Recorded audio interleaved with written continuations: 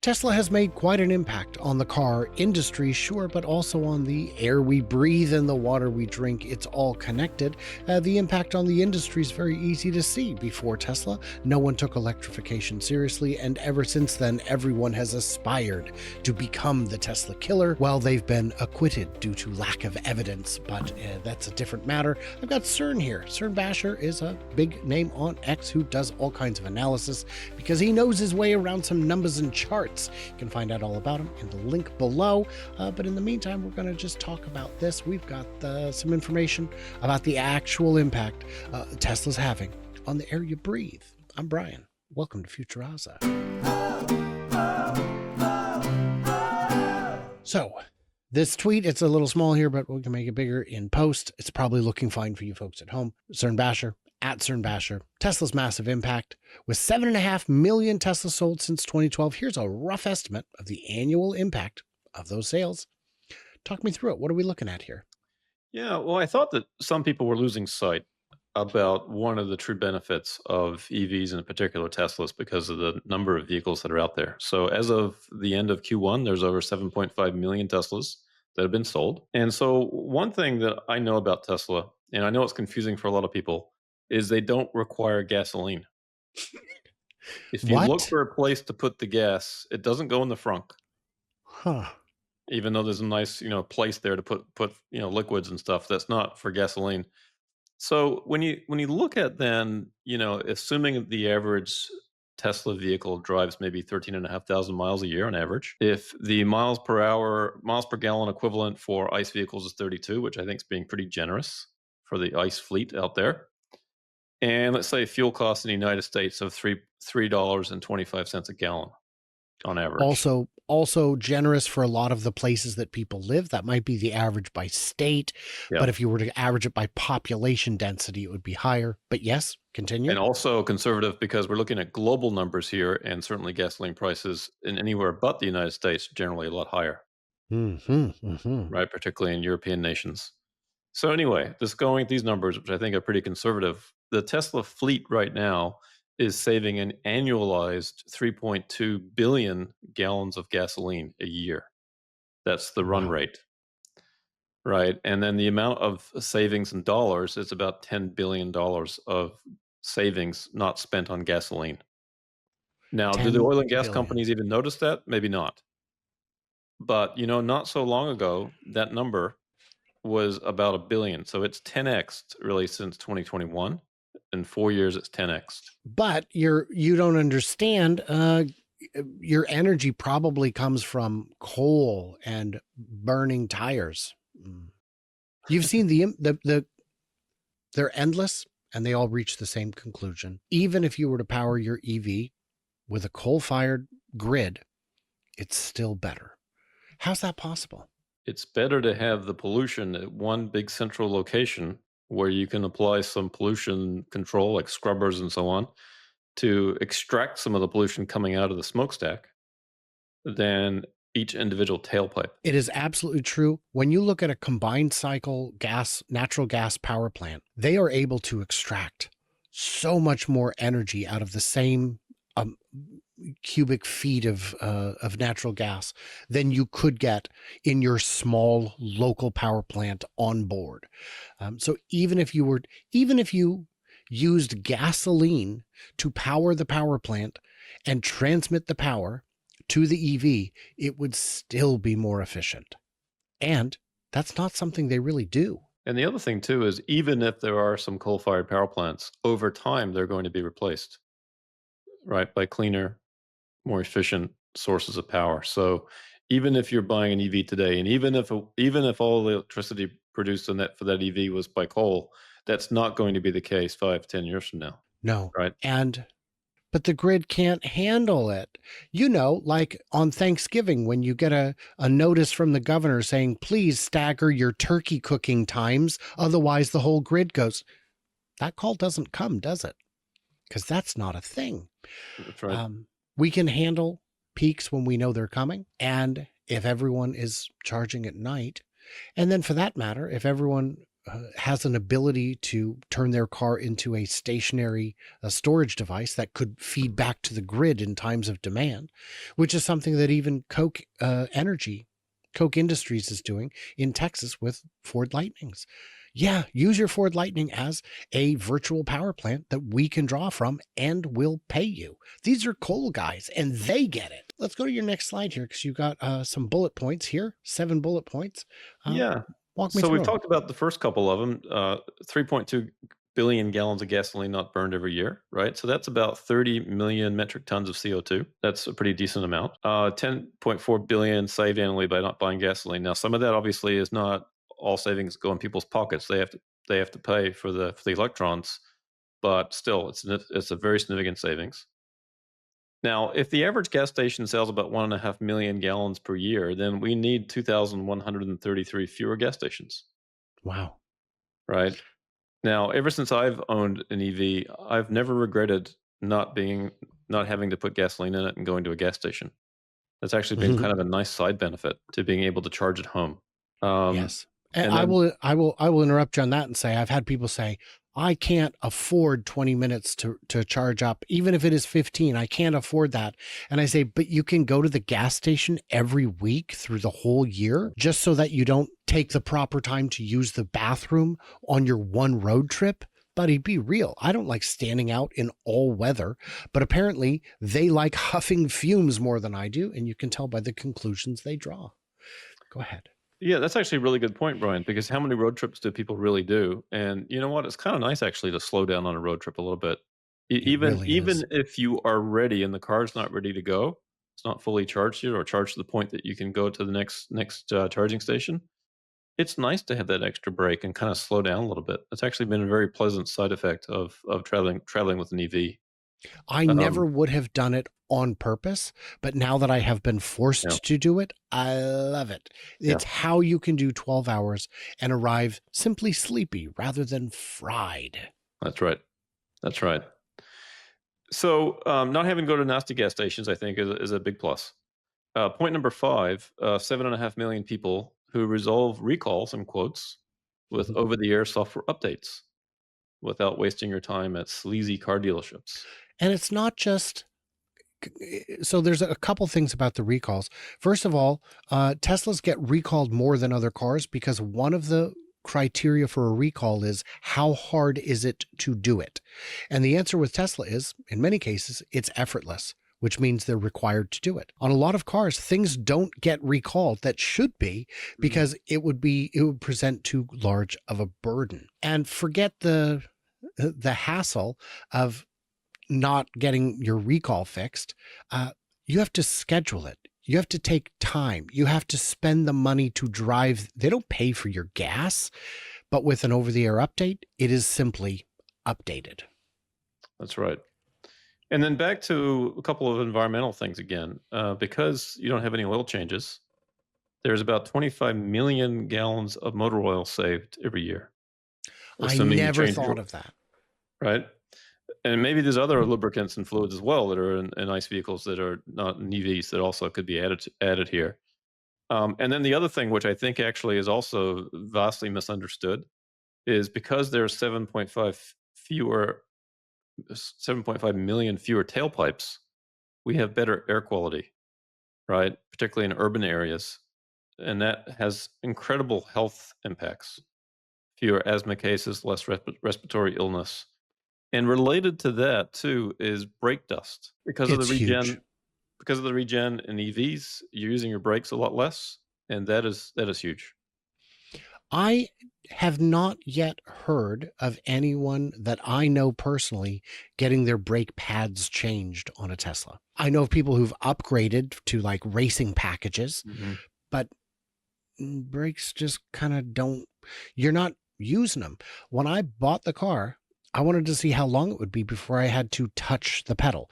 Now, when I touched the brake pedal, I don't know if it actually activated the brakes or if it just increased the regen, but it was about 25 minutes of ownership before I used that other pedal.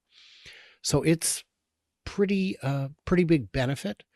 Brakes are expensive. Brakes are time consuming. Mhm. Uh, but most of all, brake dust is real bad if you're a human, which I think most of my viewers are, I think a good portion of them are. I'll have to do a spreadsheet on that sometime, Brian. I think for next April Fools, I should have you on to spread some good charts with me. This year I did 6 videos for April Fool's Day. We had some fun. Variety of mild pranks were undertaken. Hmm. And for the whole day, I gained 1 subscriber. Really? Really? That person must have appreciated your effort. It's Yeah. crazy. So, and now I did want to address this real quick because you and I have talked before on other charts you've done where I've said, let me look at the numbers. I want to see what assumptions you're making. And just like the assumptions on those ones, I'm saying you are being very gracious to the other side of this argument. I would argue that 32 miles per gallon is too generous because a lot of people, that's for cars. A lot of people don't drive cars. A lot of people drive big SUVs. I think the 325 a gallon is generous because people in other countries are not paying that. People are paying double, triple that. But also people in the most populous states, California and New York, are paying significantly more than that. Yep. Texas is pretty reasonable. A lot of the Midwest is pretty reasonable. Most of the South is pretty reasonable. But the 325, but what happens is if I ask you to use my numbers, the numbers that I think are more realistic, things get out of hand pretty quick. These numbers start looking even more bonkers. No need, when the truth is already on our side, we don't need to exaggerate, guys. Do we? The other thing too, Brian, is this only includes Tesla's auto business. Mm-hmm. I don't know if you know, but they also have an energy business. Have you heard about that? I don't think I have. No. Yeah. So, that's also important, and that's not factored at all in these numbers. There are a number of times when people who don't care about the environment can't help but buy into the products that the environmentalists buy because they just make sense. Yeah. Australia does not have a strong environmental protection record, but they are the biggest and earliest customer for the battery electric storage systems, the battery energy, the megapacks, because they just make sense. They put in $100 million plant in South Australia and 6 months later said, I think we've made our 100 million back. Time to expand. And they've expanded, I think, twice now on that one facility. And other parts of Australia keep adding more because forget the pollution. It's just cheaper. You also had some slides from the impact report I wanted to share. Yeah, so we are expecting another impact report from Tesla here in the next, month or so. And this is a chart from last year's one, the 2023 report. And they're showing 20 million metric tons of CO2 avoided. And my calculation now is about 30 million. So just in 1 year, a 10 million increase, which is nice. Now, some people will say, this is an important, plants need this stuff to grow and all that stuff, but that's fine. You can believe what you want to on that. The fact remains is that this, the amount of CO2 that they are eliminating is pretty significant and growing rapidly. Yes. And they do put these out every year. And sometimes the numbers we see are pretty rapid in terms of how much they've changed. Now, 35, yes. The other thing that's important too is when they make a vehicle, it requires energy to make a vehicle. I don't know if you've seen stamping press or gigapress, but those machines use a lot of energy.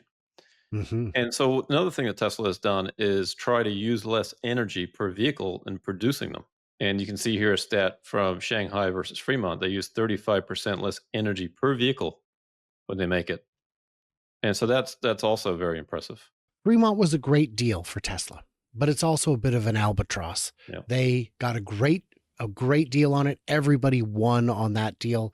Toyota got paid a price they accepted. I don't remember, but it was less than 100 million, but only in stock, which if they had just not sold it, I think Toyota would not be in the business of selling cars anymore. They'd be in the business of counting their money.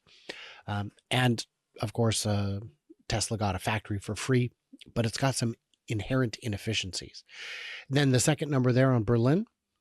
Berlin, 100% of Gigafactory Berlin's electricity was matched with renewables in 2023. What does that mean? Well, it means that essentially they, use a certain amount of energy in the factory, but they are offsetting that with, either credits that they purchase for renewable energy Hmm. or generating it themselves, whatever it might be. And they're just saying that they're trying to use more sustainable energy in their factories. Right. Worth Not an noting, easy thing yes, for an automobile maker to do. no.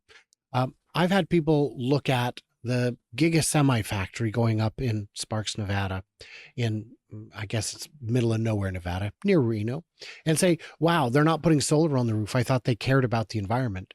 And I say, look, Giga Texas has as much solar as they can handle right now. Giga Berlin has as much solar as it can handle. Fremont, fully solared out. Shanghai has as much solar as it can handle. They're all using it. The reason these are not carbon energy neutral on a per site basis is because factories consume a lot of power. IKEA can get to energy neutral on a per site basis because all they're doing inside is lighting it up and heating it. That's the extent of their power consumption. They don't have inside, and they've got an ocean of rooftop space over each Mhm. Kia location. So IKEA location. So they have uh, a, so yes, matching is essential on that. Yep. Now, the other thing to keep in mind is what's coming, Hmm. right? And we're going to have full self-driving vehicles, a robotaxi network that, according to Elon, will make cars, improve the utility of cars by 5 or 6x. So ultimately, long term, we won't need as many vehicles. So that is, energy saved in terms of we're not having to produce as many. Right, not having to mine as much material out of the ground eventually, right? So, there's a transition here that we have to go through, and maybe the beginning of that transition is, not great, but we're getting to a better place, right? And Absolutely. I think that's an important thing not to lose sight of for Tesla. Just because the beginning of getting there is kind of messy, doesn't mean that you shouldn't try to go there. Hmm. So let's talk real quick about the environmental benefits of the Cybercab. Uh, what produces tire wear? Because tire wear becomes a microparticle. What produces it? It's the hard starts and stops, Yeah. right? This isn't going to be making hard starts. This will only make hard stops when it needs to. This isn't going to be taking corners at 1G. The tires are going to last longer than people realize and produce less byproduct per mile than other tires when driven by a human. The motors are going to be smaller because they don't need 300 horsepower. They need probably 85, maybe 100. The batteries get to be smaller as a result as well. And because you're not doing those jackrabbit starts, you're going to consume less energy per trip. So, environmentally speaking, the Cybercab, self-driving entirely, is going to save emissions. It's going to save money because if my car drove the way some humans do, I would request an old priest and a young priest and a gallon of holy water because it's possessed. Uh, on this one here. So, yeah, there's a lot of different, uh, everything in the system helps with it. Uh, each Tesla on the road avoids about 51 tons of CO2. Yeah, and the key thing here is look at the chart. So in the manufacturing phase, okay, making an EV might produce more emissions, right? And a lot of people will point in that and say, why are we doing that? These vehicles, the emissions are crazy, in producing it versus a nice vehicle. Okay. Now, I would imagine that will change over time, but let's just accept this as a fact.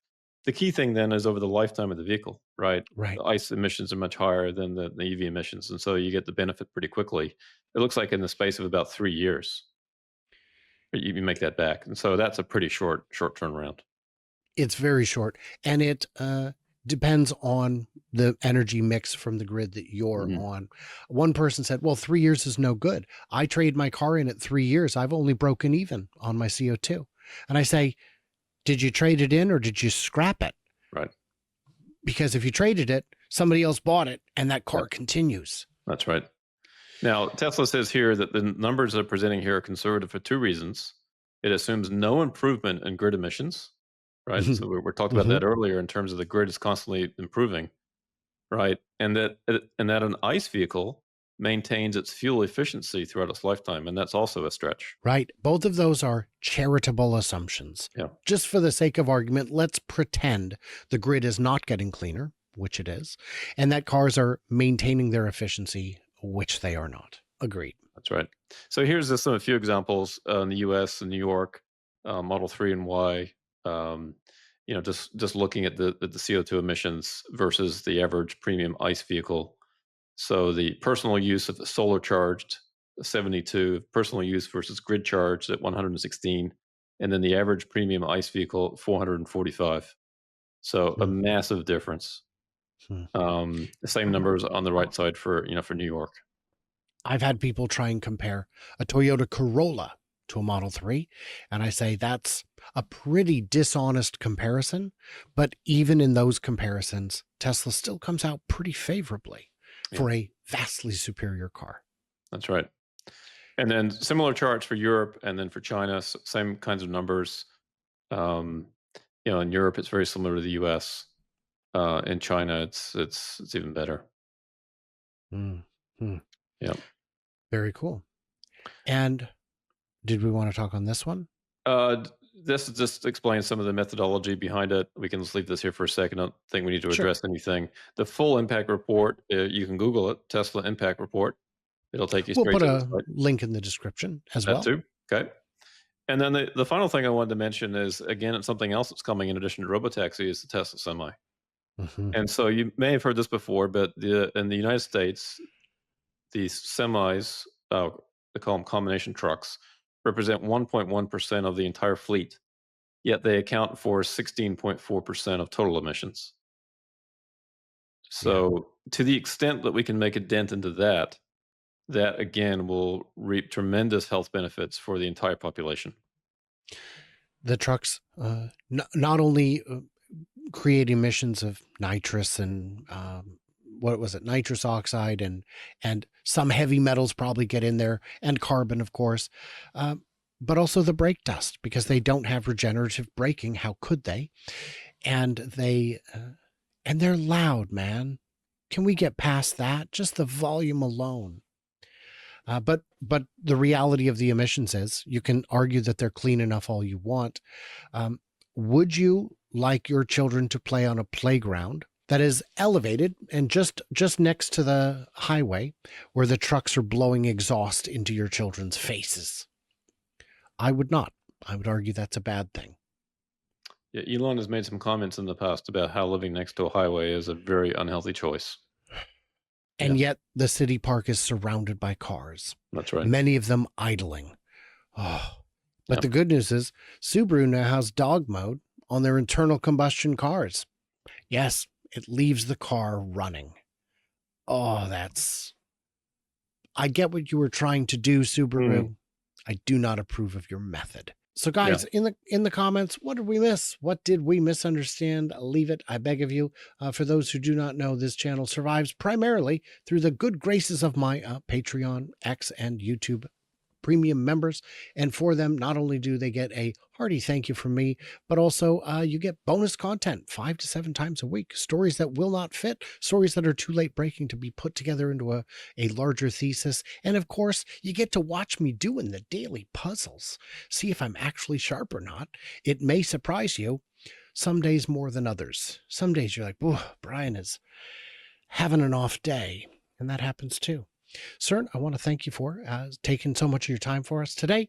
And everybody, his link is in the description. You can find out all about his amazing charts and other things too. And you can even see probably pictures of his Cybertruck.